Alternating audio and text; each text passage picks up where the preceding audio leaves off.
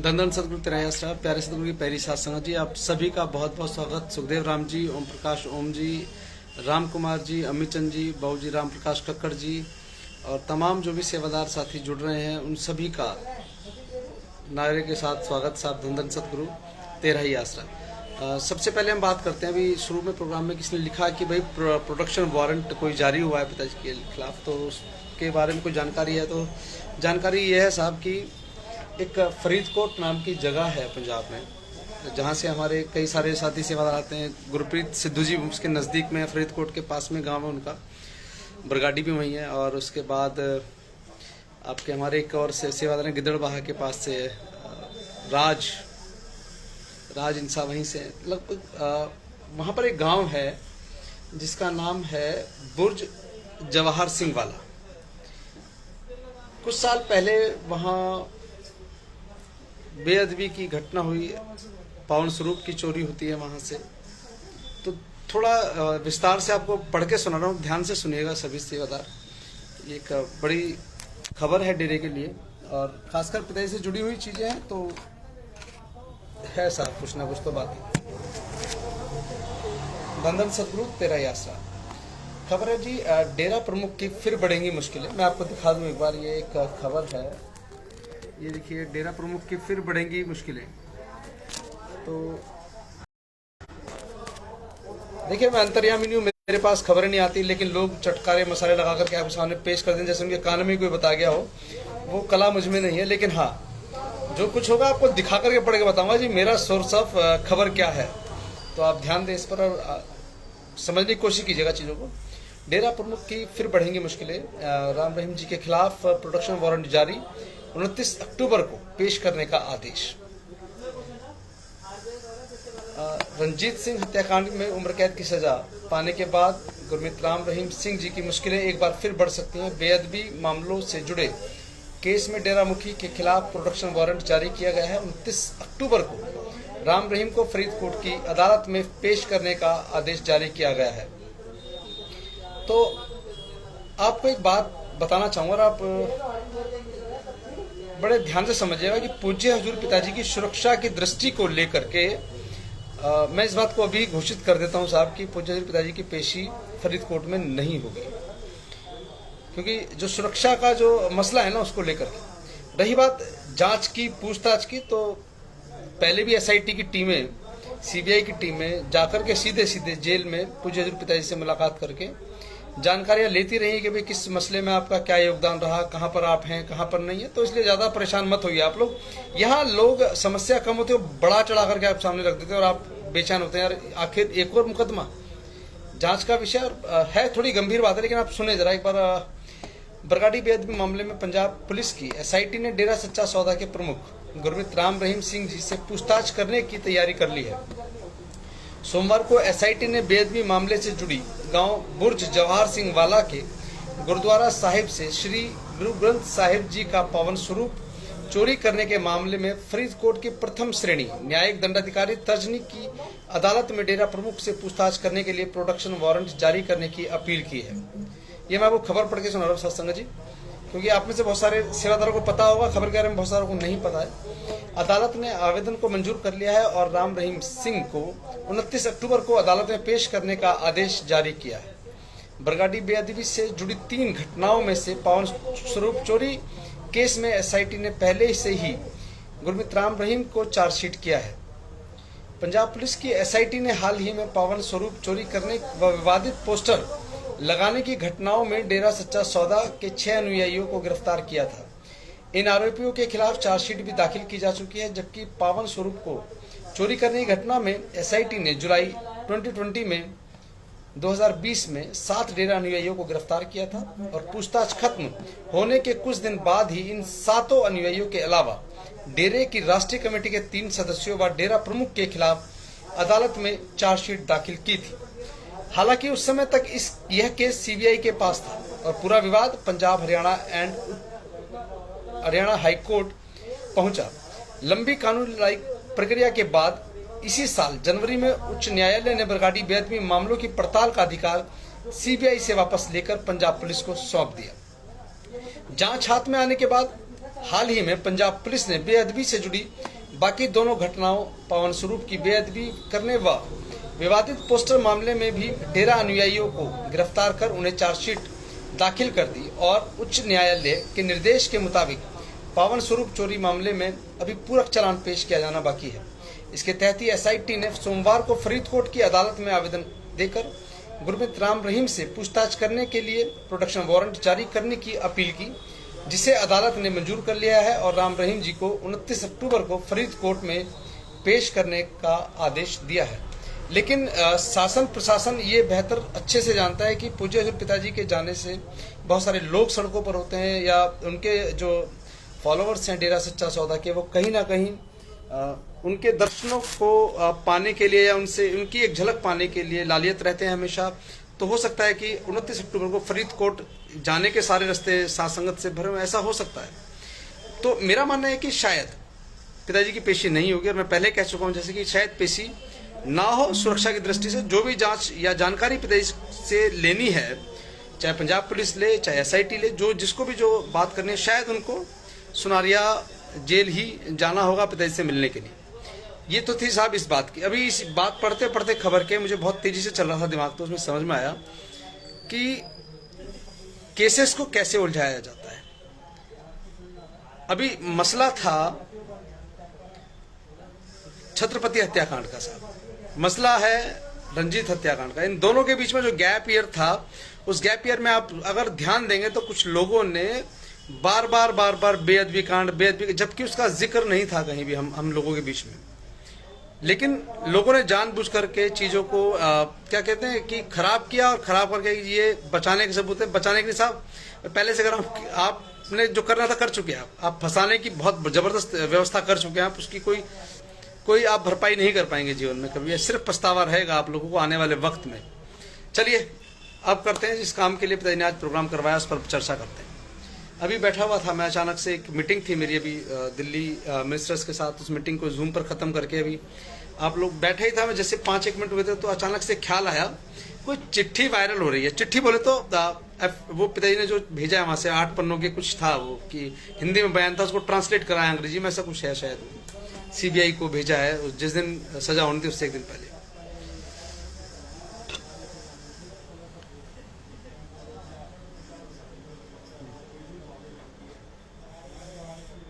मेरे पास जो खबर है और आप लोगों के पास जो खबर है, उसके हिसाब से पूज्य हजूर पिताजी ने 8 पन्नों का कोई पत्र, कोई चिट्ठी या कोई बयान सीबीआई कोर्ट को जमा कराया। कब? मुकदमे से सजा से 1 दिन पहले, 2 दिन पहले। उसमें से एक पेज है जो काफी बड़ी ताकत में वायरल हो रहा है, उसमें स्पेलिंग मिस्टेक है बहुत सारी। सारे मास्टर हो गए साहब अब हम, सारी मिस्टेक्स हैं। और उस पिताजी के द्वारा दी गई, देखिए कोर्ट में वो डॉक्यूमेंट जो प्रोड्यूस किया जा रहा है, वो ये कह करके प्रोड्यूस किया जा रहा है कि ये चिट्ठी डेरा प्रमुख के द्वारा न्यायालय को दी गई है कि भाई मुझे सजा कम कर दी जाए, मेरा ये इतना सारा कुछ है, मैं कैंप्स लगाए हैं बहुत सारे, इस तरह की पूरी कहानी है उस 8 पन्नों की चिट्ठी के अंदर। लेकिन अभी आपके सामने क्या है, सिर्फ एक पहला पेज आपके साथ वायरल किया जाता है। देखो जिसमें इतनी सारी मिस्टेक है, किसी पंजाब वाले ने लिखा है तो हिंदी में बहुत सारे मिस्टेक है। चलिए मान लेते हैं मिस्टेक है, मात्राएं होती हैं ऊपर नीचे। यहाँ कोई पेपर जांचने के नहीं दिया था कि मास्टर जी नंबर कम हो जाएंगे, मात्रा के नंबर कट जाएंगे। एक बयान था पूज्य पिताजी की तरफ से जो कोर्ट को प्रोड्यूस किया गया। अब देखिए पिताजी ने अक्सर हम एक चीज बोली है सत्संग में कि एडा बड़ा खसम केड़ा जे मगर चरित्र ना जाने, ओदे घर विच ओही वस सकदी जे सब चतराइयां भूल जावे। जब पूज्य हजूर पिताजी ने कोई चिट्ठी भेजी ही नहीं, आप ध्यान दीजिएगा जो मैं कह रहा हूं, बहुत साफ शब्दों में कह रहा हूं, कुछ लोगों के मुताबिक कोई गोभी राम जी है, उन्होंने चिट्ठी लिख दी, ऐसा फेसबुक पे चल रहा है। और ये कहा जा रहा है कि गोभी राम ने चिट्ठी भेज दी और वो सीबीआई कोर्ट में लगी है, और देखो जी इतनी सारी गलतियां इसके अंदर, तमाम तामझाम है। अब आप में से कितने लोगों को ये पता है कि पूज्य हजूर पिताजी की पेशी भी होती है जज के सामने? जब जज बैठे होते हैं ना सामने, तो पूछते भी क्या, हाँ भाई आपने चिट्ठी भेजी है? वीडियो कॉन्फ्रेंस में होते पिताजी, तो वो कहते हैं हाँ जी भेजिए या नहीं भेजिए, 2 ही बातें होंगी। अगर पूज्य हजूर पिताजी ने कोई बयान लिख करके माननीय न्यायालय को दिया और न्यायालय ने पूछा कि क्या ये कंफर्मेशन है आपकी तरफ से कि चिट्ठी आपने हिंदी में लिख के भेजी है, तो उन्होंने हाँ कहा होगा या ना कहा होगा? ना तो कहा नहीं साहब, ना कहा तो पूरा है तो वह मछली होती है भी कि देखो जी पिताजी के नाम पे एक फर्जी चिट्ठी आई थी, सीबीआई जज ने पकड़ ली और खट से वायरल हो गई। लेकिन इसका मतलब तो ये नहीं है। तो प्यारे सदगुरु की प्यारी साथ संगत जी, थोड़ी देर के लिए ये मैसेज ऐड किया मैंने आपके, थोड़ी देर बाद पढ़ूंगा दोबारा से, आप आनंद लें चीज़ों का। आपको कैसे गुमराह किया जा रहा है, एक्चुअली इस प्रोग्राम का मकसद ही कुछ नहीं है यार, सच की राह है ना जो, वो कुछ मकसद नहीं है इस प्रोग्राम का। इसका मकसद सिर्फ एक है कि आप लोगों को जागरूक करना। अगर जाग जाओगे तो अच्छी बात है, नहीं तो सोते रहो साहब, की फर्क पड़ता। पूज्य हजूर पिताजी ने अगर एक 8 पन्नों की चिट्ठी लिखी है, किसको लिखी है साहब? माननीय न्यायालय को लिखी है। क्या न्यायालय ने कंफर्म नहीं किया होगा कि बाबा जी ये जो 8 पन्ने आए हैं आपकी तरफ से हमें, क्या ये पन्ने आपने लिखे हैं? पिताजी ने कहा होगा हाँ लिखे हैं, या ये कहा होगा नहीं लिखे। अगर पिताजी ने कहा कि हाँ लिखे हैं तो गोबीराम का जिक्र क्यों?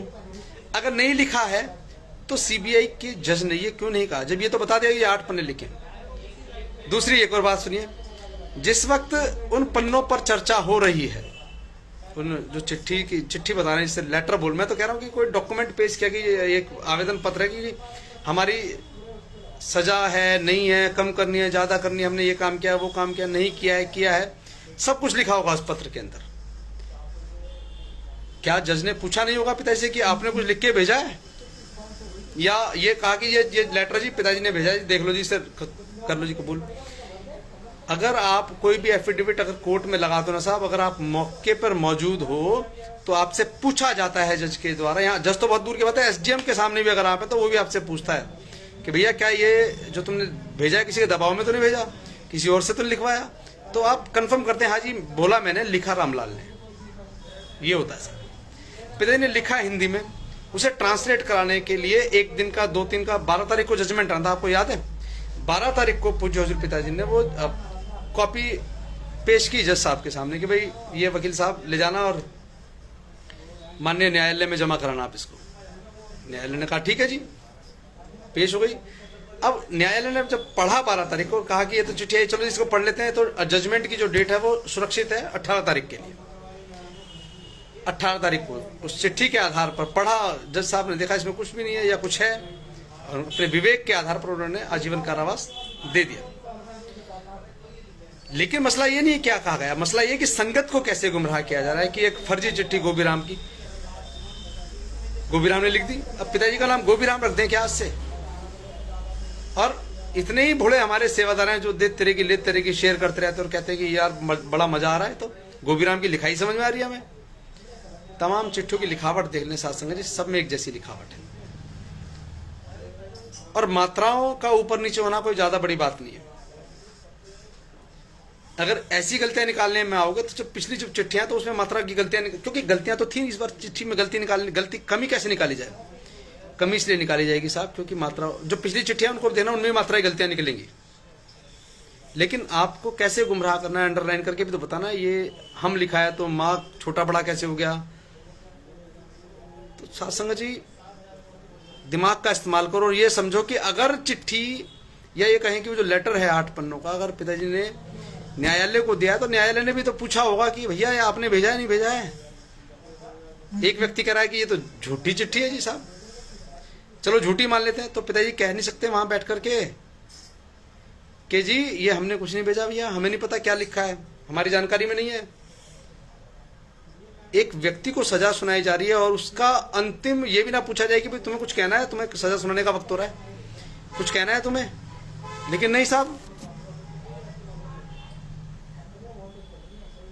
मालिक के प्यारों जाग जाओ, और आपकी भावनाओं से लोग खेल रहे हैं। देखिए मेरे बारे में तमाम उल्टी सीधी बातें लिखी जाती है, कुछ कहा जाता है, कुछ हाँ बिल्कुल कबीर साहब दूंगा आपकी बात का जवाब, जब बात खत्म होगी जरूर दूंगा। अगर मेरे कहने से कोई फर्क नहीं पड़ता तो बेचैनियां क्यों है?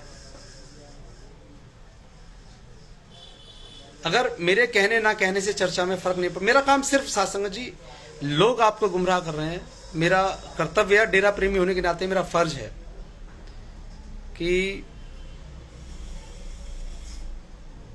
मैं अगर खुद जाग गया हूं तो आपको जगाने की कोशिश करूं। हाँ अगर मैं गलत कह रहा हूं तो मेरी बात को गलत साबित करो साहब, पर कुछ उछल कूद करते हैं जी, मुझे ले लो लाइन पे, क्यों ले लो भाई? तुम करो लाइव ना, जैसे मैं धड़ल्ले से बैठे करता हूं ऐसा करो, तुम भी जितना कर सकते हो। और पानी पी पी के नाम ले करके बोलो मेरा कि विजेंद्र ने आज ये गलत कहा, विजेंद्र प्रचार तो करो यार, बड़ी जरूरत है इस प्रचार की,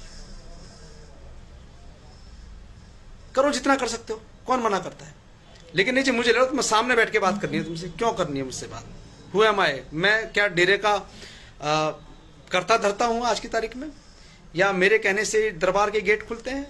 मैं हूं कौन? मैं भी तुम जैसा एक आम नागरिक हूं। मैंने कभी इच्छा जाहिर नहीं की कि मैं तुमसे बैठ करके बात करना चाहता हूं आमने सामने। मेरी इच्छा ही नहीं है।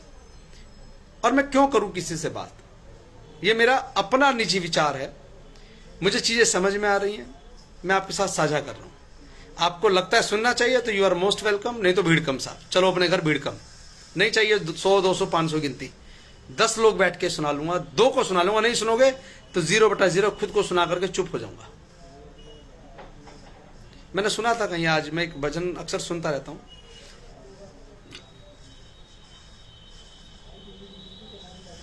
दीपक भाई नेता, हाँ मुझे कह रहे हैं कि नेता, और मैं हूं, उसमें कोई बात नहीं है।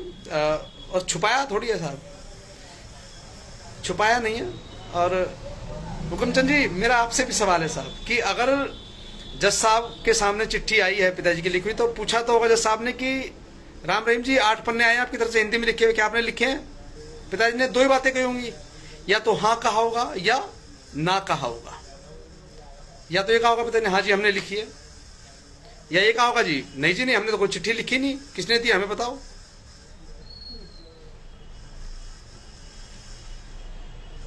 प्यारे सतगुरु की प्यारी सत्संग जी, होश में आओ। और किसने लिखा कि आप भी पहले चिट्ठी को, जी बिल्कुल, जैसे आप किसी के प्रभाव में, मैं भी पूरा प्रभाव में था साहब। लेकिन जब हमारी बिगड़ी कहाँ साहब, मैंने बताया, मैं रोज रोज एक ही बात को दोहराऊंगा तो मुझे भी अच्छा लगता कि एफिडेविट को लेकर के हमारे विरोधाभास हुए। मैंने कहा एफिडेविट गलत है। मैंने कई लोगों से बात की जो टीम के अपने आप को हेड मास्टर समझते हैं, सारे सबसे बात की, सबने डिनाई किया कि नहीं सही है, सही है तो साहब तुम अपनी चलाओ, हम अपनी चला लेंगे।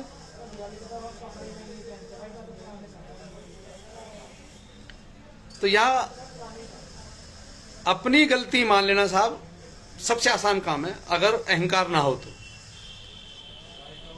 पिता ने सिखाया, जो झुक गया सो पा गया, जो तन गया सो गवा गया।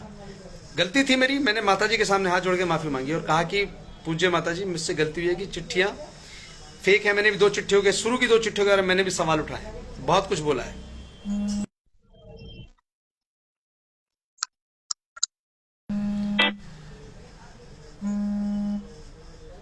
तो मैंने पूछा माताजी क्या चिट्ठी पिताजी भेजते हैं? पिताजी ने कहा कि हाँ,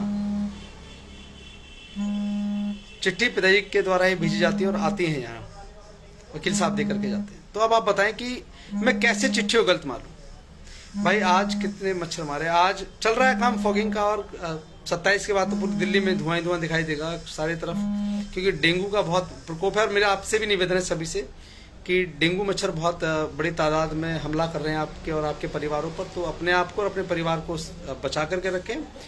तुरंत बुखार आए दवाई लें जल्दी से जल्दी, और अपने आप को ये कहें कि मुझे डेंगू नहीं होगा साहब। मस्त रहें, स्वस्थ रहें। लेकिन हाँ, अब बात कर लें जरा थोड़ी सी। अब किसी का कोई और सवाल हो, अगर देखो जेन्युइन सवाल पूछोगे तो जवाब दूंगा।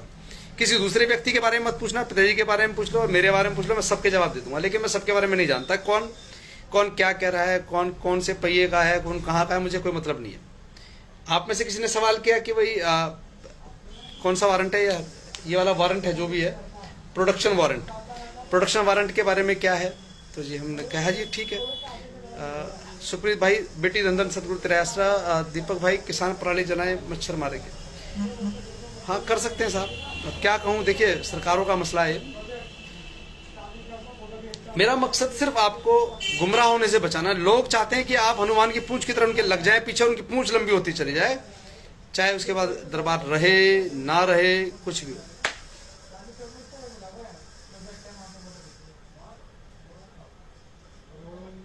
चिट्ठी के आधार पर गुरुजी जेल गए, चिट्ठी को लेकर बवाल कर रहे हैं। भाई विजेंद्र जी, अगर अरे गुरुजी लाने की बात करो, एकता में आकर डेरे में कितने लोग रहते हैं, मर गए, वह क्यों नहीं बताते सच्चाई? अब सुनो,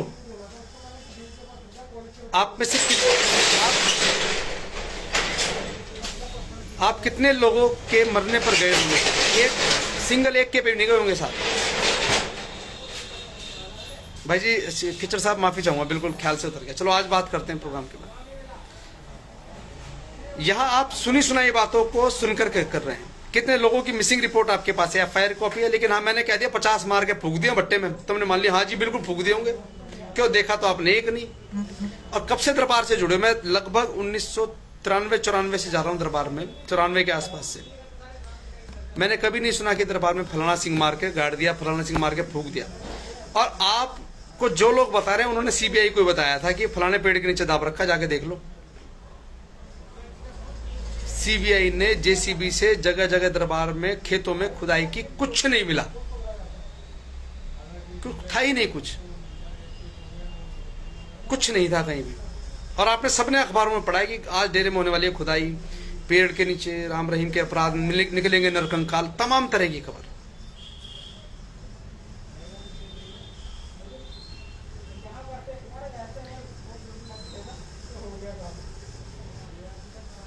अरे इस जमीन से तो कोई ले जाएगा नहीं ले जाएगा, मेरे अकाउंट आके चेक कर लो, तुम्हें गलत फहमी है तो मेरा घर आके देख लो। जो मुझे जानते हैं, जो मुझसे मिलते हैं, वो सब जानते हैं मैं क्या हूं। लेकिन बिक गया तो साहब बिक गए होते, तुम्हारे सामने यूं नहीं बोल रहे होते। और बिक तो उसी दिन गए थे साहब जिस दिन पिताजी से नाम लिया था, उसी दिन बिक गए थे। और एक शेर है, मेहरबान अली अक्सर कहा करते, जब तक बिकाना था कोई पूछता ना था, तुमने खरीद कर मुझे अनमोल कर दिया। बिकाऊं साहब, उसके रहमो करम में, उसके प्रेम में बिकाऊं। एक बात बताओ, क्या पिताजी बैठकर वहां खांसने लगे? कबीर साहब आप लिख रहे हैं जब चिट्ठी है उसमें लिखा हम बिल्कुल ठीक है और कोर्ट में इतनी बीमारी बताई गई, एक बात तो इसमें गलत है, बट पिताजी तो झूठ नहीं बोलते, इसके बारे में क्या विचार है? बिल्कुल सही बात है। अभी अगर किसी बीमार आदमी के पास भी चले जाओगे ना, जो बिल्कुल निपटने को तैयार है, खाट पे लेटा हुआ, उसको पूछो भाई क्या हाल चाल है, ठीक है तबियत ठीक नहीं, लेकिन ठीक हूं मैं।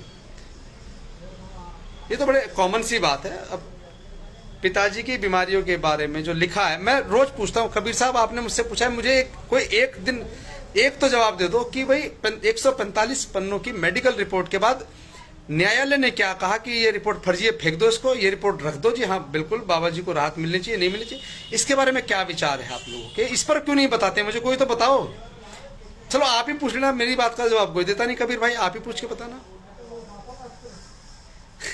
दीपक भाई बिल्कुल, अरे जो भी आओगा पूछा दिया जाएगा ईमानदार से। पप्पू भाई धन धन सदगुरु तेरा ही आसरा। पप्पू राम जी आपका बहुत बहुत स्वागत है आपके अपने प्रोग्राम में। हनीप्रीत वाली रिपोर्ट में पिताजी को कितनी बीमारियां हैं उसका क्या? रणदीप कौर बहन, मैं एक बार बार आपसे एक बात कह रहा हूं, जो आपको सवाल लिख के देते हैं उनसे पूछिए। सवाल मीन्स कि मेरे पास 145 पन्ने की मेडिकल रिपोर्ट है, देखो इसमें पिताजी को हार्ट अटैक बता दिया, इसमें शुगर बता दिया, इसमें हाई बीपी बता दिया। तो मेरा एक सीधा सा सवाल है आप सबसे कि जिसके पास 145 पन्ने की रिपोर्ट है उस मुकदमे के कागजों में से, तो उसके बाद के पन्नों की रिपोर्ट भी होगी, उनसे पूछो कि भैया 145 पन्नों की रिपोर्ट के बाद क्या हुआ? क्या पिताजी को राहत मिली या पिताजी पर कस्टडी और बढ़ा दी गई और कष्ट आने लगे? पूछ के बताइएगा मुझे। आप लोगों को गुमराह किया जा रहा है, टेक्निकल चीजें हैं बहुत सारी। जब आप आध्यात्म की बात करते हैं तो प्लीज आध्यात्म की बात किया कीजिए, और जब आप दुनियादारी और वकालत की बात करते हैं तो उसमें इंतु किंतु परंतु नहीं। वकालत में बहुत सारे दाव पेच होते हैं, इस पर मैं ओपनली चर्चा नहीं कर पाऊंगा। जिसको बात करनी है, अंतिम रविवार को हम सरसा मिलेंगे शास्त्रनाम जी धाम में। जिस भी साथी सेवादार ने मिलना हो वहीं अपने नीम के बाग के नीचे मिलेंगे साहब। 50 नंबर कमरे के ठीक सामने जो नीम का सा लंबा सा बाग है, उसमें हम जाकर के वहीं नाम चर्चा से 1 घंटा पहले बैठ जाते हैं, 1 घंटा बाद बैठते हैं, फिर अपने घर चले आते हैं। विस्तार पूर्वक किसी ने भी कोर्ट कचहरी की बात करनी, वहां बैठ के हम बात कर लेंगे। बहुत सारी चीजें ऑनलाइन डिस्कस मैं नहीं करता साहब, मेरी छोड़ो, आपको तो आपके जो साथी हैं वही नहीं बता पाए कि मुकदमे में कौन कौन से कागज लगाए। आपने पूछा कि चिट्ठी भेजी, वक्त आने में बताएंगे। आज क्या पता रही, आज बता दो भाई, वक्त कब आएगा जब चीजें बिगाड़ लोगे? कबीर साहब बहुत सीधा सा सवाल का जवाब है कि जिन लोगों ने आपको कहा कि 145 पन्ने की रिपोर्ट है, उनसे पूछ तो लो उसके बाद क्या हुआ कोर्ट में। जवाब नहीं मिलेगा आपको, क्योंकि सच्चाई कुछ और है। और आपको गुमराह कैसे किया जाएगा, आपको पीछे कैसे लगाया जाए अपने साहब, ये भी एक अलग चीज है। चलिए मुझे चलना, मेरी मीटिंग भी है। कभी ये तो पिताजी ने ख्याल दिया था, वो रिपीट हनी ने पेश क्यों की, क्या गुरु को? रणदीप कौर बहन, हनीप्रीत ने कोई रिपोर्ट पेश नहीं की, कहीं भी हनीप्रीत के सिग्नेचर नहीं है नीचे किसी। आपको समझाया गलत जाता है। आप लोग कहना जी मेडिकल रिपोर्ट दिखा दो और उस पर कहीं हनीप्रीत के सिग्नेचर दिखाओ, कंफर्म अगर हो तो साहब कर लेते हैं।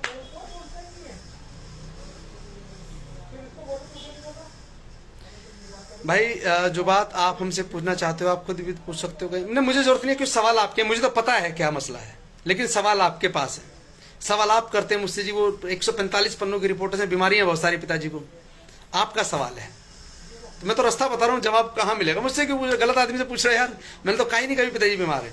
मैं तो कहता ही नहीं आपको, ये 145 पन्नों की रिपोर्ट मेरे हाथ में से हिलाता नहीं कभी मैं आपके सामने बैठ करके। जिनको शक है वो पूछ लें, आपको शक है आप पूछें। और ये भी मैं तो एक सवाल दे रहा हूं साथ में, अच्छा जवाब मिलेगा। जवाब क्या मिलेगा? उनको पूछेगा कि भाई 145 पन्ने की जो रिपोर्ट थी उसके बाद जज का व्यवहार क्या रहा मुकदमे में, आपको जवाब मिल जाएगा साहब। तो चलिए चलते चलते 2 लाइनें गुनगुनाऊंगा पप्पू राम जी के प्यार में। धन धन सतगुरु तेरा ही आसरा, कसम रब की न रह पावा तेरे दीदार तो बिना, कसम रब दी दिल दा वेड़ा सुनना है, दिल दा वेड़ा सुनना है मेरे यार तो बिना, मेरे पीर तो बिना, राम रहीम तो बिना, कसम रब दी तेनू जान दी पईए साडी जान ते पईए, तेरी जान जान ने साडी जान कढ लई, कसम रब दी न रह पावा तेरे दीदार तो बिना, कसम रब दी। धन धन सतगुरु तेरा आसरा। और एक बहुत खूबसूरत सी बात याद आ गई, द्वादशी प्रजापति भाई लिख रहे हैं, अब दर्शन दुर्लभ हो गया भाई। अब सुनिए अब आप, एक बार सत्संग लगाया कबीर साहब जी ने और शहर में लगाया और कहा कि जाओ सारे शहर को बोलो कि प्रभु परमात्मा ईश्वर अल्लाह वाहेगुरु गॉड को पाने का रास्ता कबीर भक्त कबीर बताने आए हैं आपके बीच में। साहब वहीं नज़दीक में वैश्यालय था, वहाँ भी गए सेवादार, वहाँ गए जाकर के वैश्याओं को बताया कि भाई वहाँ भी गुरुजी आए हैं, ऐसे ऐसे नाम देंगे, परमात्मा को पाने का रास्ता मिलेगा, चलो आओ सत्संग सुनो। आ गए साहब, सब ने सुना, वैश्याएँ आई, शायद गणका थी, आई, भजन सुनाया, सब कुछ गुरु मंत्र लिया और अपने घर चली गई। कबीर साहब जी ने कहा था कि भाई इस मंत्र का जाप करने से तुम्हें ईश्वर अल्लाह राम वाहेगुरु खुदा गॉड रब के दर्शन दीदार होंगे। साहब कई दिन का प्रोग्राम था कि अब तो सुपर फास्ट है साहब, तूफान मिल गाड़ी है अपनी। अब पिताजी थोड़ी देर में यहाँ थोड़ी देर में वहाँ ऐसे चलते थे सत्संग, 3-3 सत्संग एक दिन में पिताजी के मैं रहा हूँ टूर पे। तो कबीर साहब जी वाला जमाना बहुत स्लो जमाना था। स्लो मीन्स की बैलगाड़ियों में चलना, हवाई जहाज नहीं थे साहब, मोटर गाड़ियाँ नहीं हुआ करती थी, तो बैलगाड़ियों का जमाना था, तो रुक रुक के चलते थे। कई कई दिन एक शहर में रुक जाना, वहीं लोगों को बताना समझाना, तो उस तरीके चलता था। अगले दिन वो वैश्या फिर सत्संग में आई एक, जब कबीर साहब ने कहा कि आओ मैं तुम सबको उस ईश्वर से मिलाने का मंत्र गुरु मंत्र देता हूँ, तो जैसे ही बोला कबीर साहब ने, वो उठ के खड़ी और शोर मचाया कि ये कबीर झूठ बोल रहा है, ये कबीर झूठ बोलता है, कोई ईश्वर अल्लाह वाहेगुरु खुदा रब कोई नहीं होता, ये झूठ बोलते हैं। तो कबीर साहब मुस्कुराए और कहा कि गणका क्यों ऐसा कहा? तो कबीर साहब जी को उन्होंने जो संबोधन किया और जो लोगों को बताया, कहा कि ये कबीर जो यहाँ बैठा है झूठ बोलता है, क्योंकि ये खुद खुदा है, ये खुद ईश्वर का रूप है, खुद ईश्वर का नूर है। जब मैंने दर्श दीदार किए अंदर, तो मुझे ना तो कोई जिस रूप में मैं उसे पहचानती हूँ उस रूप में मुझे नहीं मिला, वहां मिला तो सिर्फ सामने कबीर बैठा हुआ दिखता है। ये झूठ बोलते हैं, ये छुपा रहे हैं अपने आप को कि ये खुद खुदा वाली दो जान है उस वक्त के। तो साहब प्रजापति जी बैठ के आंख बंद करके देखो, तुम्हें वहीं मिलेगा जहां तुम छोड़ गए थे उसे। मैं वहीं पर खड़ा तुमको, ये पिताजी की तरफ से 2 लाइनें साहब आपके लिए। प्रजापति जी, मैं वहीं पर खड़ा तुमको मिल जाऊंगा, जिस जगह जा रहा हूं तुम्हें छोड़कर, दर्द सब तुम सह लोगे जरा, मैं सहूंगा कैसे इस बिछोड़े को बता। अरे तुम तो सह लोगे दुनियादारी में, वो मस्त काट लोगे जिंदगी, लेकिन सतगुरु तुमसे दूरी कैसे महसूस कर रहे हैं इसको तुम कभी नहीं समझ पाओगे। प्रजापति जी तुम तो ये चाहो तो साहब 4 अपने पीछे लगा लो, 6 अपने दाएं बाएं चले, बस इसमें लगे रहना सारी जिंदगी। उसने ये कह दिया, मैंने ये सुन लिया, लेकिन अगर उसको खोजा होता तो यहाँ बकबकी नहीं चल रही होती सारी। भाई जी पिताजी की चिट्ठी में स्पेलिंग मिस्टेक जाती है। रणदीप बहन आज कोई नई बात नहीं है, चिट्ठी आपको आज अंडरलाइन करके दे दिया ना कि ये देखो जी यहाँ पे गलत हो गया है, लेकिन जब अगली बार जो पहली चिट्ठी आई 6-7 उनको पढ़ लीजिएगा। जो मिस्टेक्स आज हैं वो मिस्टेक्स कल भी रही होंगी, लेकिन कल बोलने के लिए था कि चिट्ठी नकली है। जैसे मैंने कहा कि माता जी से मिला हूँ, चिट्ठी असली है। बहुत सारे साथी सेवादार मान गए इस बात को, कुछ नहीं माने तो अब कैसे पता है कि चिट्ठी नकली है? चिट्ठी इसलिए नकली है मैं किसी पर खुल के बोलने से नहीं बच रहा हूँ। मेरा मकसद साहब क्या कहूँ मैं आपको, 400 करिश्मे बहुत होते हैं साहब, 400 करिश्मे होते तो तुम ये नहीं कहते कि दर्शन दुर्लभ हो गए हैं। दर्शन दुर्लभ कभी होते नहीं, वो वाली दो जहान है। और जो जिनके साथ 400 करिश्मे होते हैं वो इतनी उछल कूद भी नहीं करते हैं साहब। सोनू मेहरा जी, धन धन सतगुरु तेरा आसरा।